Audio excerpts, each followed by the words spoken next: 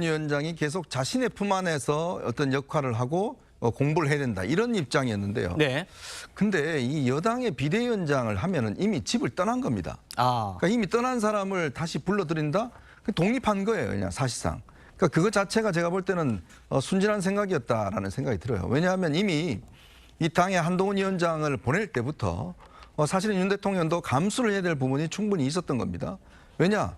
권력의 1인자가요. 사실 2인자가 될 만한 사람을 조기에 등판시킨다는 것은 굉장한 위험 부담이 있는 겁니다. 네. 역대로 보면 이런 갈등 때문에 사실상 이제 정권이 뭐 여러 가지 어떤 이 충돌을 빚었던 게 사례가 많거든요.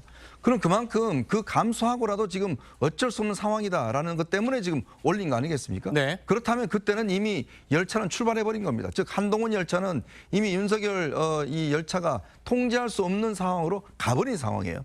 근데 그 이후에 다시 돌아와서 뭐 내 밑에서 일해라? 그건 통하지 않는 이야기입니다. 이미 한동훈은 한동훈인 것이고 윤 대통령 이미 독립된 개체이기 때문에 저는 그것은 윤 대통령의 어떤 판단 착오였다라는 것이고 특히 이제 지금 최근에 한 달도 안 돼서 충돌이 일어났던 지점도 바로 그 지점이죠. 나는 관리하라고 보냈는데 왜 스스로가 그렇게 커버리느냐. 이거에 대한 견제 심리거든요. 그거는 제가 볼 때는 대통령의 판단이 잘못인 거죠. 왜냐 이미 장에 떨어뜨려 놓고 이미 스스로가 지금 커져버리는 상황. 본인 스스로도 아니고 어쩔 수 없이 그 상황이 만들어져 버린 상황 아니겠습니까? 이제 그런 상황에서 지금은 이미 열차는 떠나갔다. 그리고 이제 문제는 한동훈 위원장도 본인의 정치적 생명이 걸려있는 지금 행보를 할 수밖에 없다.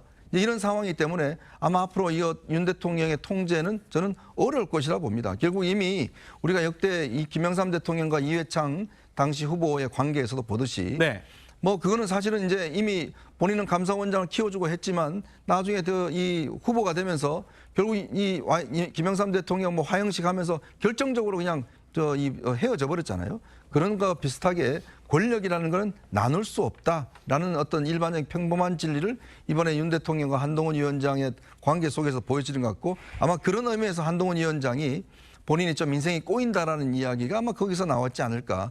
그리고 이제 선거 이기면 당에 남겠다는 이야기를 하지 않습니까? 남겠다는 이야기는 결국은 대표 선거에 나가겠다는 의미거든요. 왜냐하면 배지가 없는 상황에서 당이 어떻게 남겠습니까? 그러면 이제 끝나면 대충 한 6월 달쯤 되면 당대표 선거가 있을 겁니다. 그러면 6월 달 당대표 선거에 나가겠다는 의미인데 이제 그런 어떤 측면들에 있어서 한동훈 위원장도 이제 마이웨이를 가는 게 아니냐 좀 그런 생각도 많이 듭니다.